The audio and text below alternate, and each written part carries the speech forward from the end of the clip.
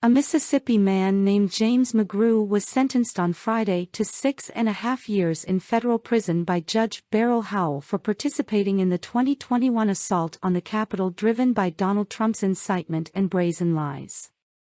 The sentence was what prosecutors previously sought and follows a guilty plea from McGrew to a charge of assault on police, after which point prosecutors noted McGrew was still dismissive in conversations with federal law enforcement agents about his actions on January 6, as highlighted by journalist Ryan Reilly.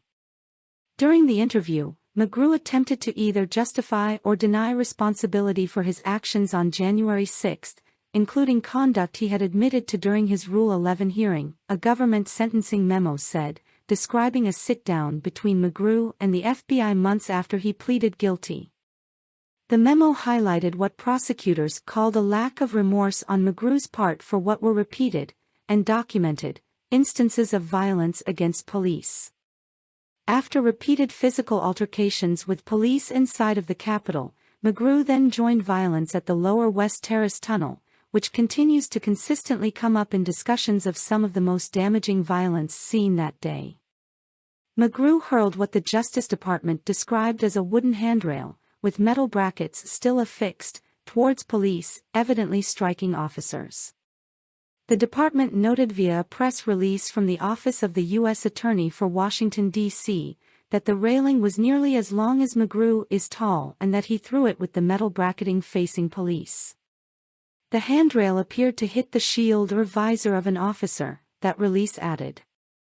Like other participants in the day's chaos, he also took personal footage of the scene in which he shouted in exuberant celebration of what was transpiring.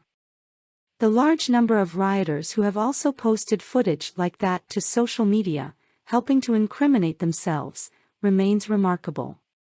Recently, authorities have also carried out new arrests connected to the riot, like those of 3 active-duty Marines, all of whom reportedly held positions tied to the intelligence community, including 2 who were signals intelligence analysts.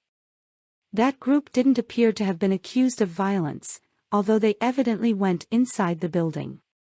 Also recently announced were arrests of 3 additional individuals who participated in violence around that tunnel, including one who was wearing a distinctive, 3-pointed hat of a style popular in the 1700s, which sounds in character for these people.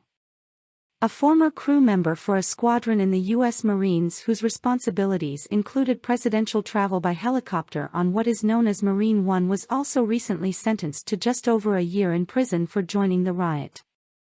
That individual served on that team during portions of the presidencies of George W. Bush and Barack Obama.